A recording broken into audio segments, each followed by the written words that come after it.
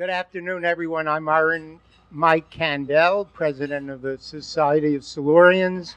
Welcome to the first event of our new season. This is a special one, as you know and will see, and I'm glad that so many of you could be here today. It is our practice and tradition at the Silurians to remember those of our members who have passed on since our last meeting. Unfortunately, there are more than a couple, and I'm going to mention who they are. And when I finish, I'm going to ask us to join in a moment of silence in their memory. Terry Mayer died in June at age 89. After starting in journalism, she became a major public relations consultant in the fashion industry. Evan Francis Agnew died in June at age 95. Former board member, veteran magazine writer, and editor at Family Circle and the Ladies' Home Journal. Judy Chris died in August at age 90. We know Judy as an influential film critic and teacher, and she was our Lifetime Achievement Award winner in 2007.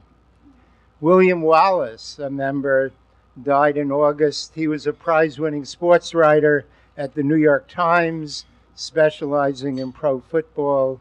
His wife, Linda Wallace, is a member and with us today. Lee Silver died last month at age 91. He was at the Daily News for all those years where he covered New York City crime and politics, the UN, and theater. He later became corporate relations director of the Schubert Organization, and not a member but a very dear friend, Mary Yates Wallace, widow of Mike Wallace, died just 3 weeks ago. So can I ask we respect their memory with a moment of silence?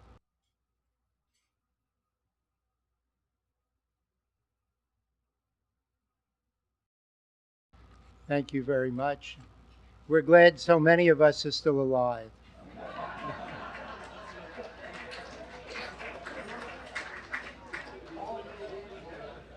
And for those of you who can still chew and swallow, enjoy your lunch, and we'll be back with the program in just a little while. I mentioned those members who have passed on, but I have some good news because we have some new members, and I'd like to tell you about them, people who joined since our last event, which was dinner in May. And also, I want to urge you, there are so many people who we know individually who should be members of the Silurians, former journalists, friends and colleagues, and you know about our great program to come, the program we had in previous years. I think I mentioned in my note that I've invited Robert Caro, who's written his new book on LBJ, to speak in October. Haven't heard from him yet, and he might have a conflict, but if we don't get Bob on this time around in October, we'll get another very good speaker. In November, we have a husband and wife team of Steve Shepard, longtime editor of Business Week, and now the dean of the CUNY Graduate School of Journalism, and his wife, Lynn Povich, who's written a very interesting new book about the women's class action suit against Newsweek. And they will be here November 15th.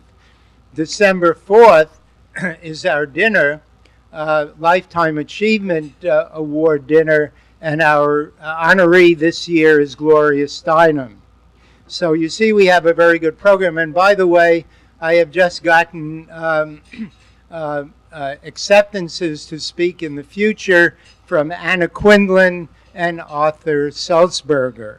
So we really have a dynamite lineup for future speakers. So tell your friends, colleagues, former colleagues that we'd be delighted to have them join. You can find a membership blank on our website, silurians.org, and the more the merrier.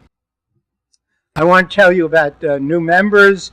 First is somebody who's here right now, Michael Stafford, former UPI reporter, now an attorney. Mike, where are you? Welcome, welcome.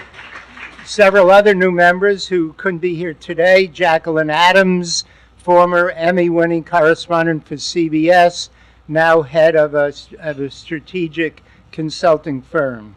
Neil Amdor, we know his byline, former sports writer and sports editor of the New York Times. Charles Coates, former reporter, writer, and producer at NBC News, who later taught journalism at University of New Mexico.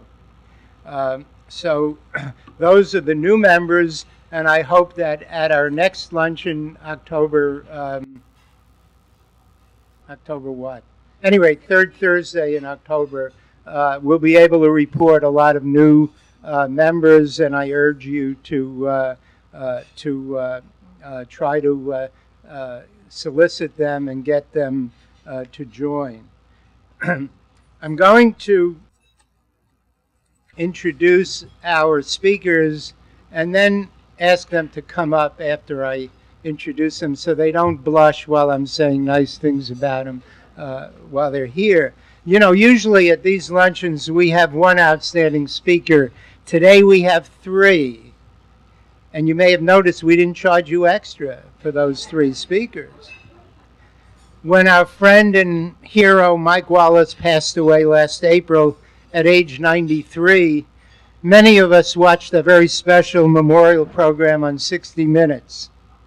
But as we mourned Mike, we realized that some of our own Silurian members worked with Mike way back in his early days before he became world famous.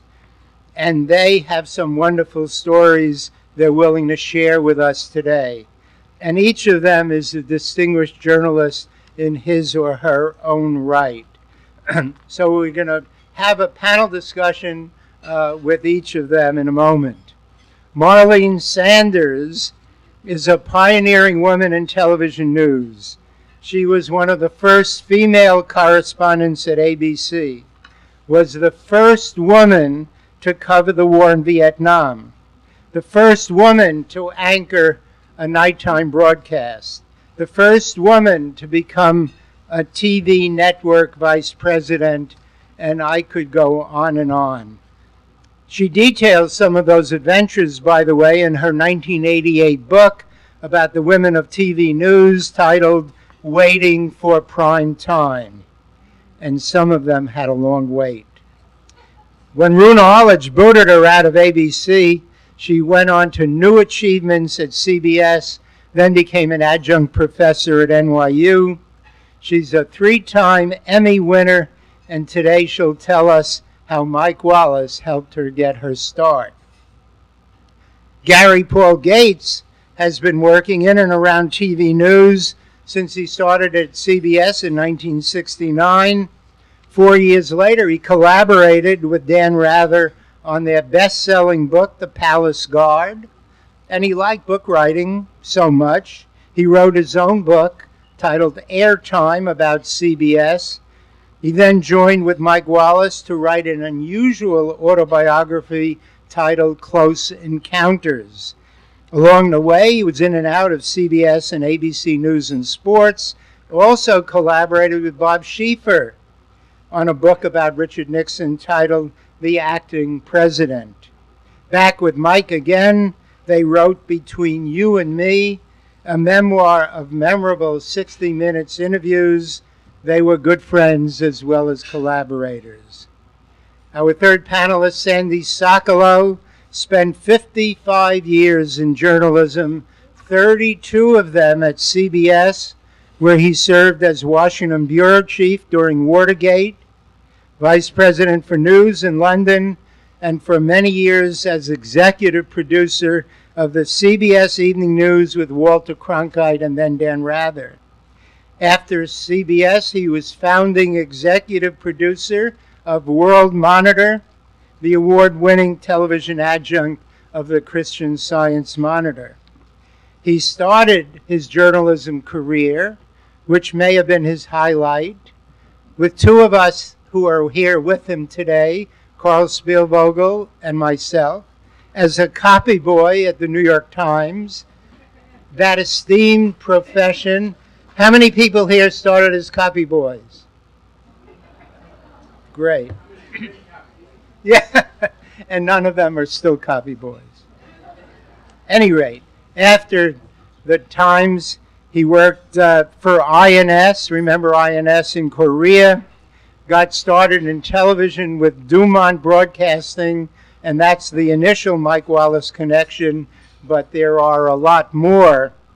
Sandy hasn't written a book yet, but he should, and I'm pleased to welcome to the table our panelists Marlene Sanders, Gary Paul Gates, and Sandy Sokolow.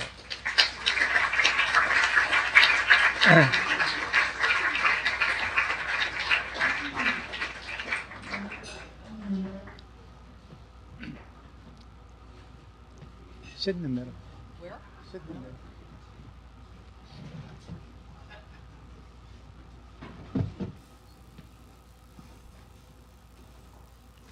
Notice how they can mount the stairs with alacrity.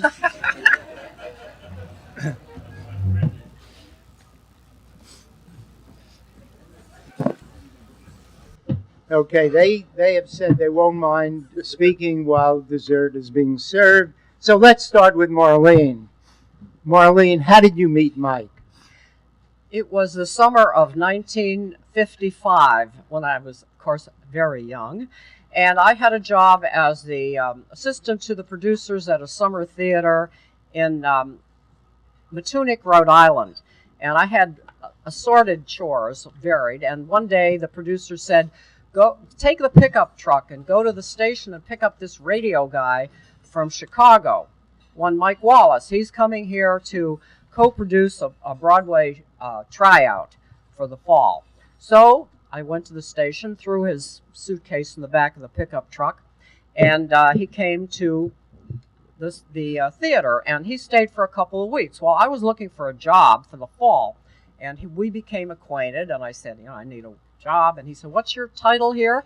I said, "Assistant to the producers." He said, "Well, I'm starting a news program on Dumont, and Ted Yates, the producer, needs an assistant, so I'll introduce you to him," which he did, and miraculously, I got hired, and I didn't know anything really at that point, but the broadcast, which had a staff of 6, including Sokolow here, who was a news writer, was it the last year of the Dumont network, and we had these tiny quarters. I shared an office with Yates, and Mike shared with the teleprompter, which was this loud crashing machine, and every time the script started to be typed, he would have to leave the office, and he was usually in his drawers because he had to change to wear the sponsor's outfit.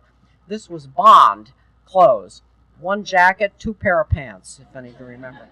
So he would wander around, get dressed, and we would do it. And then the Metro Media took over the station, and they had a pretty adventuresome management, and the Nightbeat interview program came out of that. That put Mike on the map.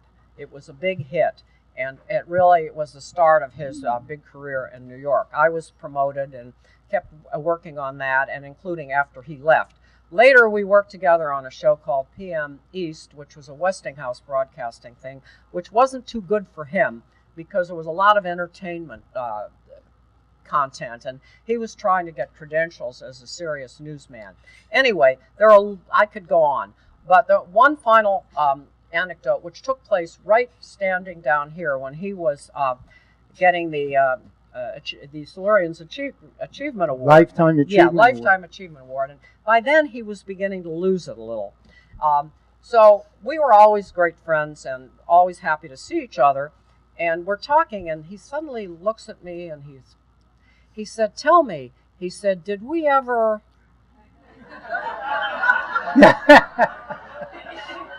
I said, "Mike, no. When I met you at the Theater by the Sea, I said, you had just married Lorraine, remember?" He said, "Oh, yeah, right.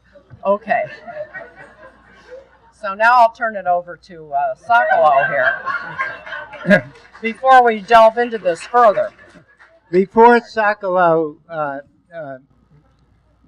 pipes in, I forgot to tell you, you see television cameras here. Today's lunch is being videotaped by a group affiliated with Silurians' first Vice President, Alan Dodds Frank, and several of his colleagues from the Overseas Press Club of America. Alan is our first Vice President. A few years ago, he was President of the OPC. With his team from Biz Castro TV, they are trying to create a web-based documentary series about veteran journalists. When they finished editing this program, it will be posted on the Silurians website. So, having said that, I must point out that if anybody here is under the Witness Protection Program, you might want to leave now very quietly. On that note, I turn it over to Sandy Sokolow. Okay, well, as you heard from Marlene, we go back more years than I want to count. I was a reporter in the Far East during the end of the Korean War and for several years afterwards, and decided to come back to the United States. And Ted Yates, who was the producer of the Dumont News of the Day and had just married Mary Yates, asked me to go to work, that he had this news show with Mike Wallace, who nobody had ever heard of. I should take it back. Mike had been an actor on Broadway, and he'd also used to do commercials, television commercials, selling cigarettes. And so he was quite well known. I shouldn't say he was unknown, but not in a news context. Anyway, Yates said that he needed a writer on this show. I told him I was lined up for a job at CBS. I might be around only for a week or so. He said, I don't care if it's a day. I'm desperate. I need you. So I went to work as a writer on the Bond Dumont News of the Day with Mike Wallace, who nobody knew as a news guy at the time. I lasted 3 months there, and then the job at CBS came through, and I left. But I think I want to make it clear. I'm not sure Marlene made it clear that not only did he deliver the news, Mike Wallace, but he did the commercials. He'd come in usually late in the day, get out of his street clothes, and get into a Bond suit, okay? And in the midst of this... He had to wear a Bond suit on the air, right? That's right. He would actually change into a Bond suit. He'd go on the air, and when the time came to go to commercial, he'd walk a short distance across from one part of the set to the other, and he'd turn around and try and sell you a Bond suit with 2 pair of pants. I mean, that was the gimmick, okay? And, of course, this was at a time when he was still selling cigarettes on television, and I guess his Broadway career had ended by then. Anyway, so that started my relationship with Mike and Marlene and others, and it lasted for many, many years. At CBS, when Mike was hired by a wonderful man, then president of CBS News, Dick Salant, there was an uproar in the ranks at CBS. It was really a revolution. I mean, the incumbent staff, invoking the heritage of Edward R. Murrow and all the saints of news, felt that Mike was just not worthy of this kind of job. And it was really a very serious problem for Dick Salant, who'd already committed to hiring Mike Wallace as a CBS News correspondent. And so Dick, knowing that I had a previous history with Mike, called me in and another producer who similarly had a previous history with Mike, and he said, now listen to me. I want you guys, as you wander around the corridors, I don't want to make a production of this, as you're at the water cooler. I said, why don't you, first he evoked from us a fact that we respected Mike as a professional, which we did. And he said, I want you to talk up Mike. You know, drop a remark here or there about what a great guy he is and how serious he is, how dedicated he is, and how he's worthy of the job. And indeed, this other chap and me, we took the orders to the extent we could. We kind of talked up Mike. It was easy to talk up Mike because it was such a subject. No matter what the conversation was in those days, it came back to Mike, and should Mike be hired at CBS? And indeed, Mike was hired, and as you know, he became a really incredible, effective news correspondent, worthy of Edward R. Murrow, Walter Cronkite, and all the others. Gary Gates. When you write a couple of books with somebody, you get to know them pretty well. And while I'm willing to accept Marlene's version that she never engaged in an indiscretion with Mike Wallace, I can tell you with some certainty that Sandy Sokolow did. Yeah. I did not know Mike in the early years. By the time I got to know him, he had already established his reputation as assailing guests and interviewees with his peculiar brand of browbeating charm. And the circumstances were this. I was working at CBS News in the late 60s and early 70s, and as Mike mentioned, I peeled off to write a book with Rather. I peeled off to write a book with Dan Rather, and after that I wrote a book about CBS News called Airtime, the inside story of CBS News. While I was on a promotion tour for that, I got a call from Mike, whom I had scarcely known when I was there, because I had nothing to do with 60 Minutes. And he said he wanted to have lunch when I got back to New York. And anyway, the upshot was he wanted me to work on a book with him because he said he had appreciated or had been impressed by what I had written about him in Airtime, particularly the way I had handled the death of his oldest son, Peter. And he said a lot of nice things about it. But then Mike being Mike, after he buttered me up and got me with my guard down, he said, "But you had some goddamn nerve saying that I spent my pre-CBS career in television wallowing in schlock." And he said, "Where the hell do you get off coming?" And he proceeded to be very abusive in this familiar way. And so I listened to him for a while, and I said, "You may be right. I thought of saying that you had spent those years dabbling in schlock, but then it occurred to me that wouldn't have given full credit to the strong commitment you made to the schlock in those years." And he's flashed me a homicidal look, which I've experienced many times over the years after that, and then broke into that wonderful merry laugh of his, winked at me and said, "You and I are going to get along just fine." And so we did. And the secret of that is that Mike was indeed a world-class needler.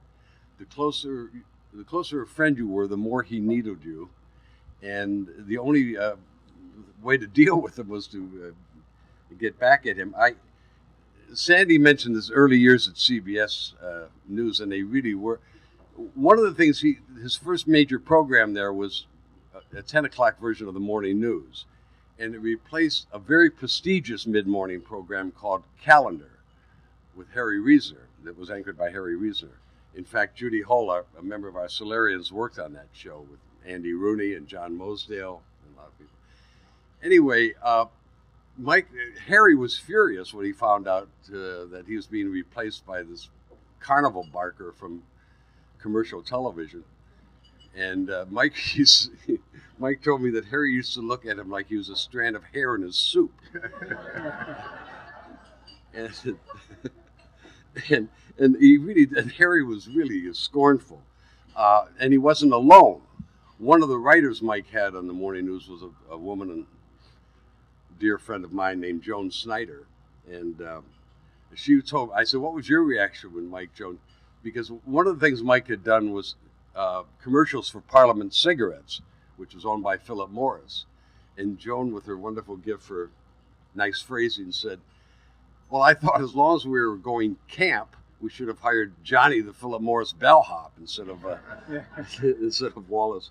But anyway, he did such a good job that one of his proudest moments in those early years at CBS was the day he was in the newsroom, and Harry came up to him and he said, "You're doing too good a job for me to carry on like this. Let's be friends."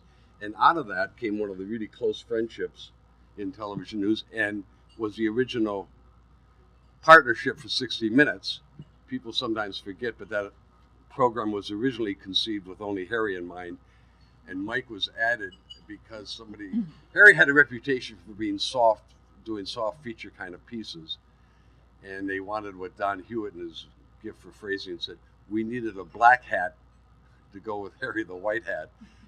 And when Harry was told this, he said, well, yes, if you want someone to contrast with my natural wit, warmth, and charm, you couldn't make a better choice than Mike, who is ill-mannered and whatever. But let's talk about some of the stories of his insulting and getting back at. Well, he could be very irascible, and there was one writer whose name I won't mention on the Night Beat show that was pretty well prepared. It looked spontaneous, but he got a lot of material ahead of time, and Mike and he had these horrible battles in the newsroom. I think you were gone by then. But aside from that, Mike was also a practical joker. And later, he had left Night Beat, but the show continued with John Wingate, who had been on WOR as a newsman, and took it over and did usually a pretty good job.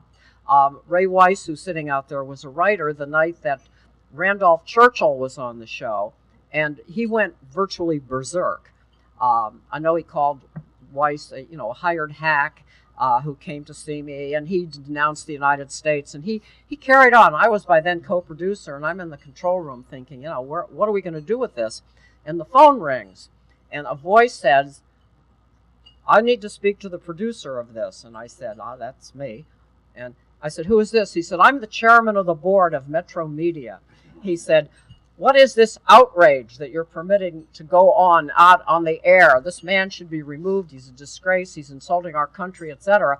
And I thought, oh God, what am I going to do here? And then I realized, and I said, Mike.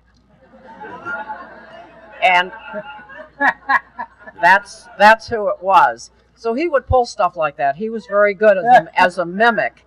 He could change his voice, and so you never knew what you were going to expect from him. Well, to counter all the sweet things we've heard about him, he was a bully. I mean, he was a bully, a classic bully. If you stood up to him, you won his respect, and you were pals to the end. You're not. Hello. Can you Sandy, hear me now? Okay. Sandy, in television, we speak into the mic. Right. Okay. Right. Anyway, all right. To repeat myself, Mike was a bully, classic bully. If you stood up to him, you won his respect, and you could be friends forever. And if you didn't stand up to him, he was very dismissive. He was really a tough guy to work with. A very esteemed producer of his who'd worked with him for many, many years and won a lot of awards and was well known at 60 Minutes and within CBS News, was off on a honeymoon. And Mike, I can't remember that detail, an important story occurred that Mike wanted to pursue.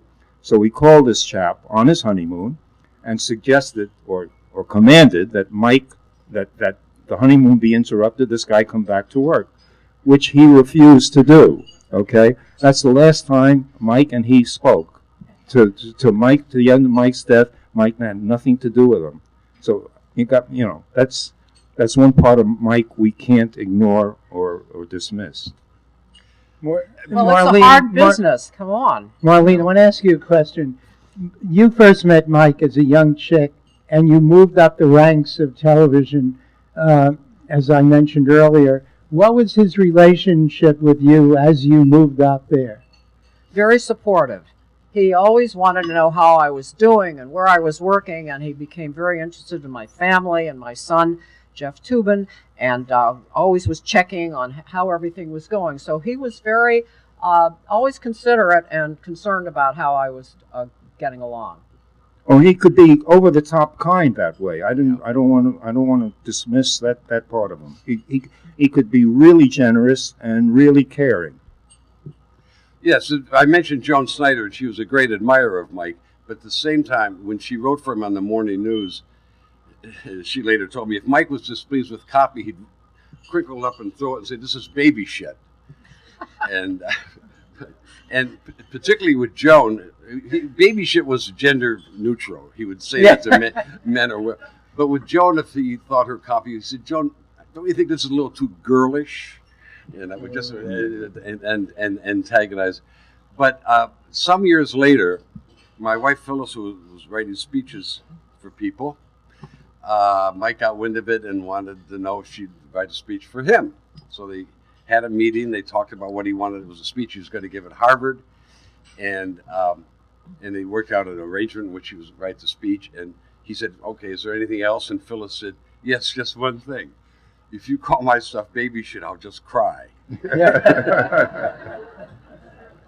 You know, Mike, I just want to tell one of them, because on the mimic thing, there's a story that I don't want to lose it. One of his producers on 60 Minutes was Grace Deakhouse, another woman he was very supportive of and whatever.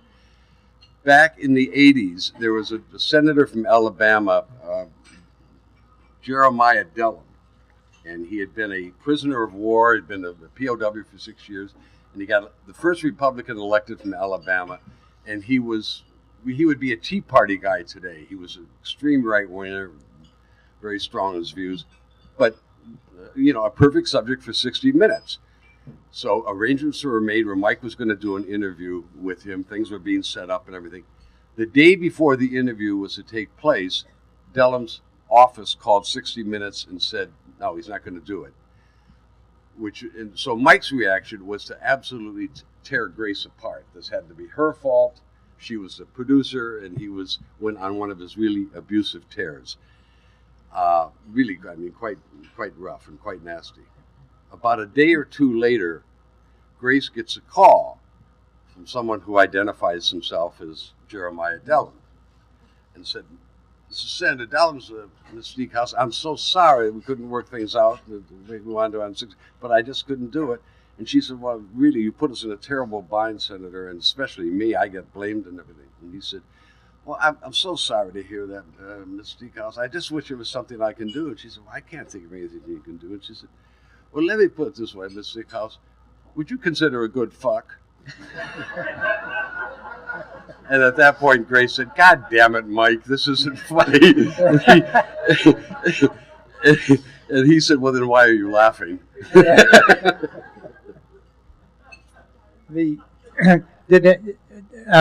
Marlene, you mentioned that you were friends with Mike all along your career path. How about his relationship with his son, Chris? with whom? His son, Chris. He never much talked about it. The only time he ever really discussed his kids with us was he got together with some of his old colleagues just after he learned that his other son had died in Greece. He had an accident and fell off a cliff, and he was distraught. But he never talked about Chris at all, at least not to me. And so nobody really knew what the relationship was. At least I didn't. Gary, what about you? I can tell. Yeah, no, Chris was actually brought up, if you will, by a fellow named Bill Leonard, who married Chris's mother after Mike and they were divorced. And Mike confessed, anytime he got into the conversation with him, that he was a terrible failure as far as Chris was concerned, and Chris considered Bill Leonard his father. In the last few years, they did have a reconciliation, and they became quite close. And at Mike's memorial, Chris said they talked every day. Mike would call Chris every day to have a conversation. How well that wound was healed, I have no idea, but certainly they went a long way to getting together again. I asked Chris once when I was doing the second book with Mike about, and everything that they're saying is true. It was a very, very rocky relationship. Mike, as many of you know, was married 4 times. And at this particular context, he was married to Mary at the time. So that would have been wife number 4. And anyway, I asked Chris, I said, well, when did it get better? And he said, it got better around, the early 90s. And he said, it had been rocky until then, but it got back. And I said, well, what brought you together? And Chris showed he had said some of his own man's says, he said, well, what happened was my first marriage was falling apart and I was getting divorced. And I thought, well, this is a subject my dad really knows something about. Yeah. So I went to him for advice, but really that there was a kind of breakthrough there, and they did become never that close, but close enough, I think.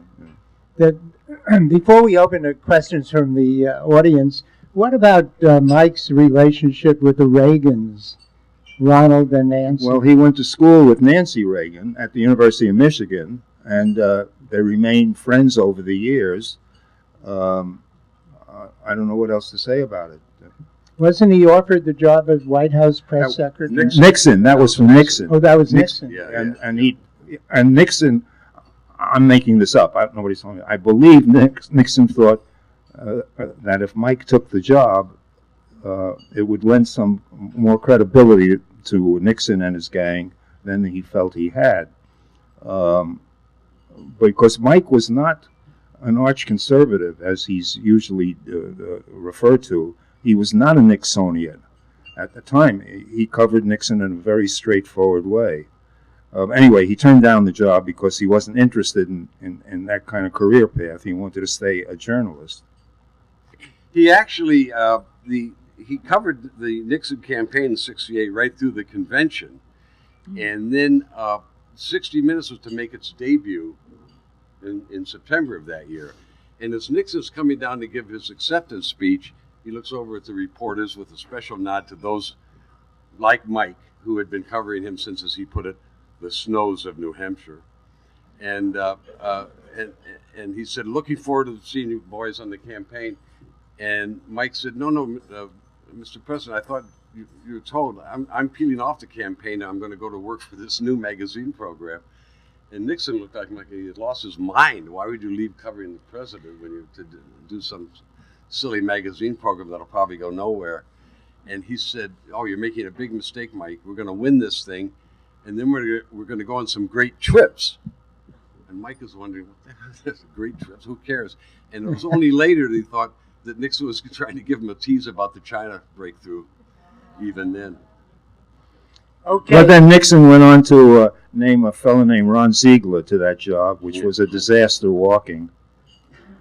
One thing about that first 60 Minutes program in September 1968, the cover story was on cops, because of the riots at the Chicago Convention had made such a hullabaloo and had been dubbed a police riot.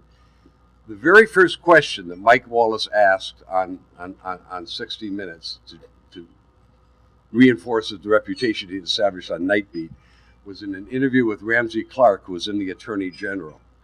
And he said, "Mr. Attorney General, Dick Gregory says today's cops are yesterday's niggers.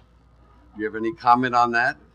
And Clark looked like he'd just been hit with a wet towel, and he went on to explain, well, they do feel they're put up. And he went on, it was a classic Mike, right in your face kind of question. And Gregory did say that. So, well, before we go to the audience, Marlene, I got one other question. I first personally became acquainted with Mike when he did a program with Buff Cobb, right? Were you involved with that? No, Buff Cobb. When I was picking him up at the train station, he was coming from Chicago, where he had done that show with Buff Cobb, and that was over, and they were divorced. He, as I said, had married Lorraine. I think she was number 3. Yes. Right. Yes. It gets, you have to kind of keep track. It's a little difficult. But no, that was over. Now I did work with him on the show called PM East, where he was paired with a woman named Joyce Davidson, who was a Canadian who had made some kind of news up there for insulting the Queen, and that was a big deal, and was supposed to be good. And so they were co-anchoring, and they hated each other. It was awful. She also was married to David Susskind, if you remember. He was a big mogul, and he used to hang around all the time and stay in the control room trying to tell the director how to shoot her. And we were all afraid to tell him to get out because we thought we might have to work for him someday. Yeah. But finally, he was evicted. The show had a lot of entertainment, and he, as I said before, Mike was getting a little uncertain about that. That wasn't good for his future as a newsman. So in any case, it ended after a year and a half. Okay. Alan, do we have a mic in the audience anywhere? No? Okay. Can I ask you to raise your hand? I'll recognize you, and please speak up as you ask a question. Who wants to go first? Oh, here you are. Here's the mic. Raise your hand.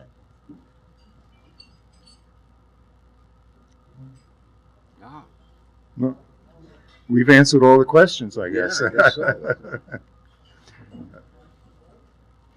Well, while we're waiting, No. Hello? Right. There you go. My question is to Sandy. I'm sure he recalls. Can't hear you.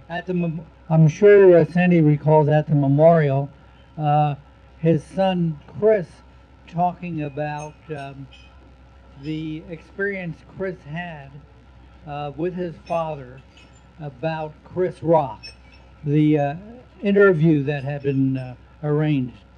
I wonder if you could tell us a little about that. Chris Rock? Yes. Chris Rock? I don't know. Okay. I'm the wrong person to ask that. I don't know. Yeah, okay.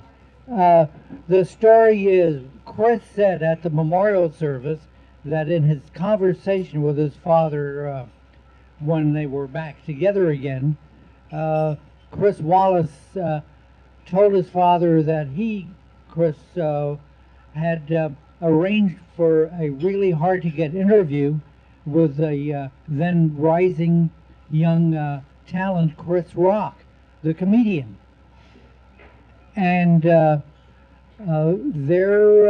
was quite a thing that happened after that, because all of a sudden Chris Wallace's interview was canceled at the last minute because it turned out Mike had gotten hold of Chris Rock. And Chris Wallace said to his father, "How can you do this to me, your own son?" And so Mike, I guess, thought about it a bit and turned the interview over to Ed Bradley. well, I tell you, there are dozens of stories just along the same line. Within 60 minutes, Mike would steal stories from people. People would suggest the story, and they come in the next day and find out Mike was there doing the story that they had suggested. There are just so many of those stories, and Mike was not apologetic about that. I mean, he felt towards the end he owned 60 Minutes, and I think there's a lot of truth to that. 60 Minutes was the Mike Wallace show, Mike Wallace and others, the way it played out. And Sandy, what was you were for many years executive producer of Walter Cronkite. Yeah. What was the relationship between Cronkite and Wallace? It was generally very good. There was one explosive episode that lingers in my memory. Mike was doing a story about reporters getting free junkets, and whether this soiled your reporting. And Walter, in years previous, Walter and his wife had taken a junket on Pan American Airways to the South Pacific, because the guy who was a public relations guy was going back to World War II, a friend of Walter's. And so Walter and Betsy went down for a couple of weeks on Pan Am's tab. And Mike, doing this story about the general practice of reporters taking these kind of freebies, went to see Walter to tell Walter that he was going to include Walter in the piece, that Walter was one of the people who took these junkets, and invited Walter to participate in the 60-minute thing. Walter lost his cool, and there was, to say the least, a shouting match between them, and they didn't talk to each other for some months afterwards. They made up in the end, and I think towards the end of their lives, their relationship was very good. But there was no question that that really soiled the relationship for a while. And Mike went ahead and included Walter in the piece. Ray Weiss. Yeah, Speak up. one further story about Mike. I was Can't hear. I was one of the writers on Mike Wallace and the News, and it was during a period when he was still married to Lorraine, Night Beat was just getting started, and we were all invited, staffs of both shows, were invited to spend a Sunday at an estate that Mike and Lorraine were living at up in Sneeden's Landing, New York, near Nyack. We were all around the pool, and at 4 o'clock that afternoon, Mike did two things. He broke out champagne and led a toast to his first wife, who was at that hour marrying Bill Leonard of CBS. And number two, he announced that the Night Beat program had gotten its, I think, first award. It was an Ingersoll award of something like $1,600 or so, and he announced that a portion of it would go to every staff member. Into the job as president of CBS Television, I had come up through the ranks, and I knew nothing about the culture or what was going to happen. But I was told when we were going on our way down to the Super Bowl that when the plane lands, 60 Minutes, headed by Mike, was going to continue doing a piece on executive perks.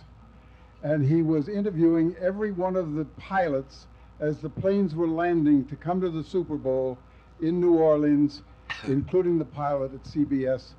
The pilot, just before the CBS pilot, had thrown a bucket of water on Mike so that the equipment was a little damp when he got there. In the middle of the game, my red phone lit up. I panicked because I didn't know whether that was Bill Paley or who. It was the guy in the control room, Bob Wessler, who was a friend of many of the people here. And he said, Mike's on his way up to embarrass us because Walter and all of the reporters that you've invited to watch this game from our suite are all going to be entrapped. And that meant that CBS was going to embarrass all of the press that they had invited to this event. And Mike came bursting in. I went outside and I said to Bill Leonard, Bill, what the hell do you do? Shall I bar him from the event, or shall I just welcome him in and see what happens? He said, send Cappy and he'll go away. That was Cappy Leonard. Yeah. In fact, he did his piece. One of the reporters from the New Jersey paper, what was that paper in New Jersey that the Star Ledger? Record, stood up and did yell entrapment, and then fled into the men's room while Mike did his piece. All right, but can I just the other side of that story is a story that Mike wanted, that Morley Safer was about to do, and it's something to do with Haiti. Lorraine Wallace's family came from Haiti and was very well established there, very well known. Mike felt that the story Morley was going to do would have some negative effects on Lorraine's family, and went to Morley and tried to talk Morley out of doing the story. Again, another shouting match, I mean literally shouting match, and they didn't talk to each other for a year after that. Morley went on to do the story about Haiti. May I just add something to that? Because one of Mike's producers was a friend of ours named Norman Gorin, who could needle back with Wallace with the best of them. And when he heard that Mike had interfered with Morley to get a nice, softer view of the story, because Lorraine might be upset, he said, Mike, what do you want Morley to call this piece? Likey? And another one, if I may, when Norman was having a quadruple bypass surgery in Milwaukee, and this was back quite some years ago when it was, well, it's still a difficult procedure, but then it was far more hazardous, and he came through just fine. And the day after the surgery, a cactus arrived from guess who, and it said to Norman, from your prickly friend. From your prickly friend. As soon as Norman was well enough to make a phone call, he called Mike and he said, I appreciate the cactus, thank you, but by the way, adding the suffix doesn't change a thing. Yeah. Bill? Yeah. Identify yourself. Yeah, Bill Deal, ABC News Radio. I interviewed Mike, I think he was 88 then when he was honored for the Fred Friendly Awards. And I said to him, I said, Mike, you're a legend in the business. And he looked at me and he said, well, you know, and he says, I don't have many more years, but he says, if that's what they want to call me when I'm gone, he says, I'll go with that. He says, not bad. I just wondered if everybody up there on the podium, did Mike really like that honor as being a legend? Did he really love that? As a matter of fact, there was a formal thing. The Library of Congress, starting in 2000, would have this ceremony once a year for what they called living legends. And in one of those years, 2005 or 6, Mike was one of the living legends. And I asked him how it went at the dinner. And he said it was all right, but frankly, it was boring. So I decided to liven things up. And he was sitting with the other recipients of the living legends, and he asked them to engage in a contest that who would their nominees be if the ceremony would be for living landfill. Yeah. And they all came up with candidates. Oh, okay. My Identify yourself.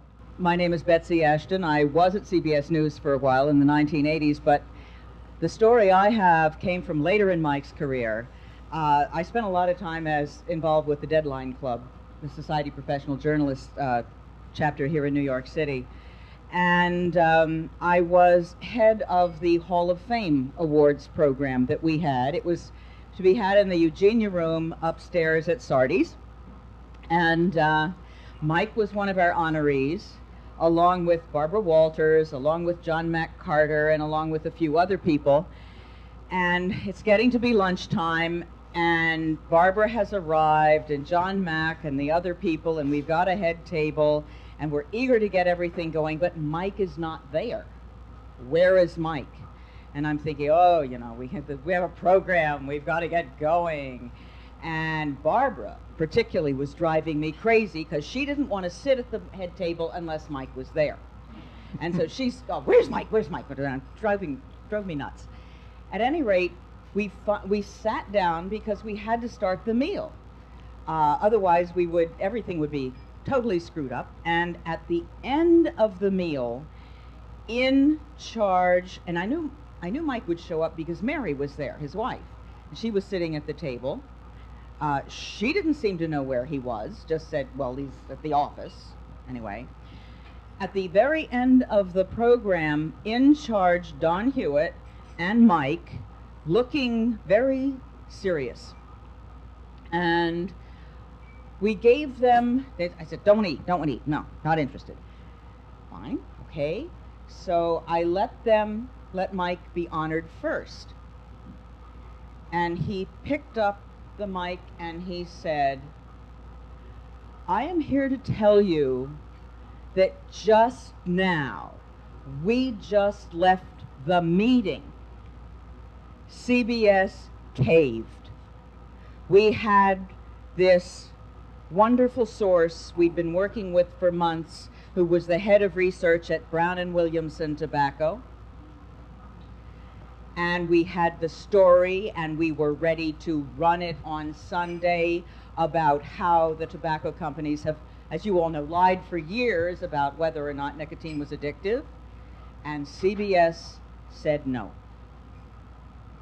And he said, I cannot tell you how I feel. It's absolutely devastating.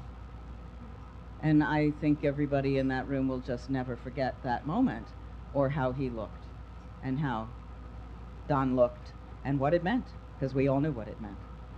They caved. Brown and Williamson could put them out of business.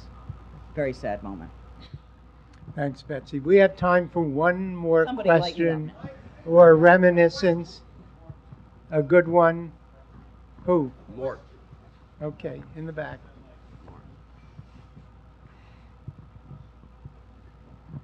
I don't have an anecdote to offer, but I do have a question to ask.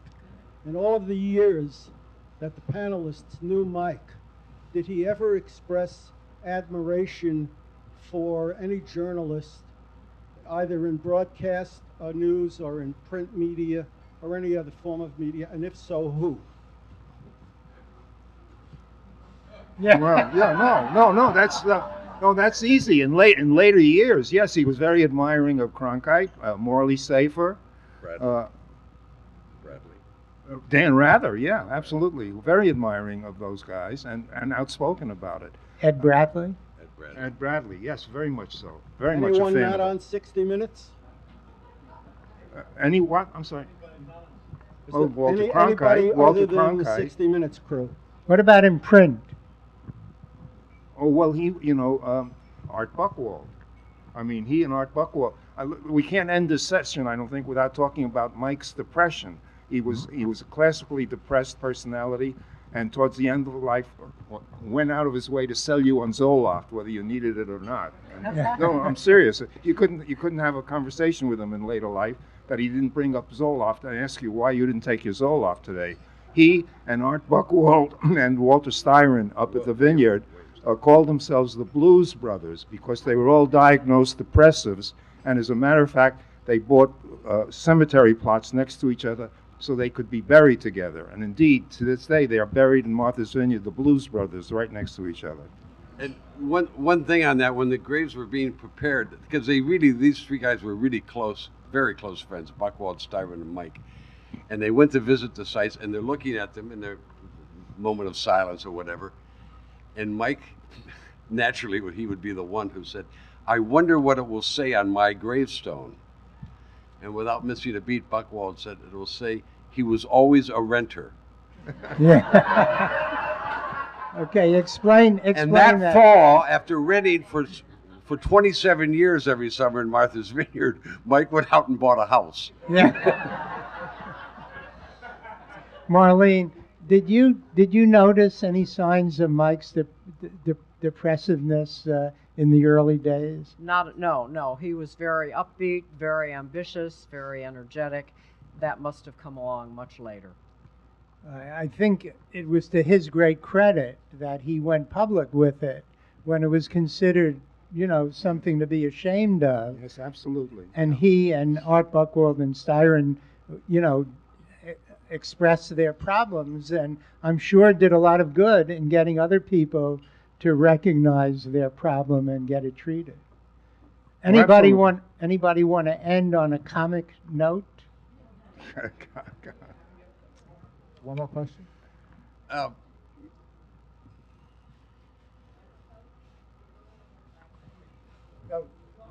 You could. Yeah, where's the mic? Okay, last one.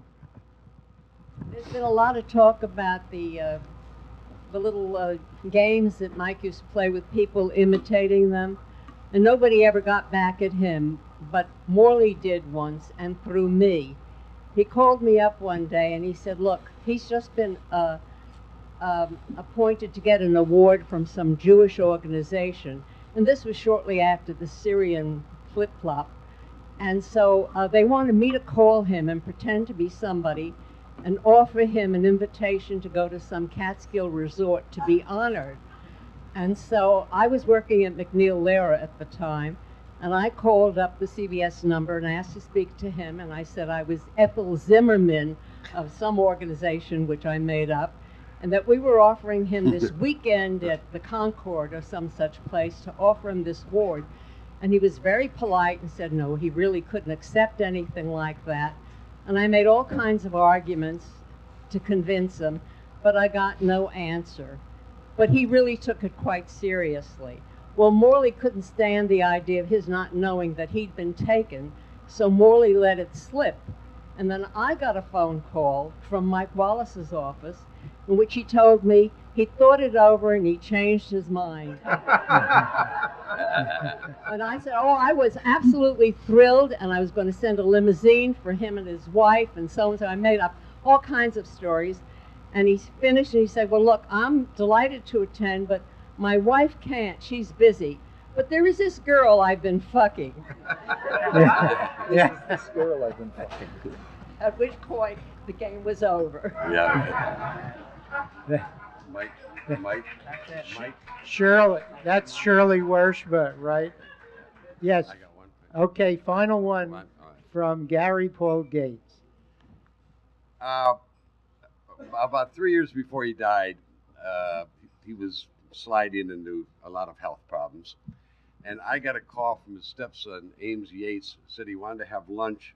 Ames is a very gifted television documentary producer. He did a HBO documentary on Dead Blue, the story of surviving depression, which both Styron and his stepfather, Mike Wallace, were featured. Anyway, we wanted to have lunch. He said he wanted to put together this television program about Mike. He said now that he's really old, and do it with other old people and everything, about what it's like to be 90, I think it was. And so the lunch turned into about a 3-hour lunch and just, exchanging stories. And as I said at the start of this, you learn a lot about a person. And so anyway, Ames said, from what you're saying, I think you know Mike as well as anybody outside his own family. And he said, I'm going to ask that you be in this thing. We're going to have Lena Warren and Shirley MacLaine, all kinds of people who are been friends of Mike's for years. And I said, well, you better run that by Mike. So the next day he called back and he said, I talked to Mike about your being in it. And he said, absolutely not. I don't want anyone in there whom I regard as help. Yeah. He said, I wouldn't want my barber in it. I wouldn't want my gardener in it or my masseur. And I certainly don't want my writer. And I said, Ames, I thought you told me he was losing it. And he said, well, he still has his days. Yeah. Well, how about that for a program?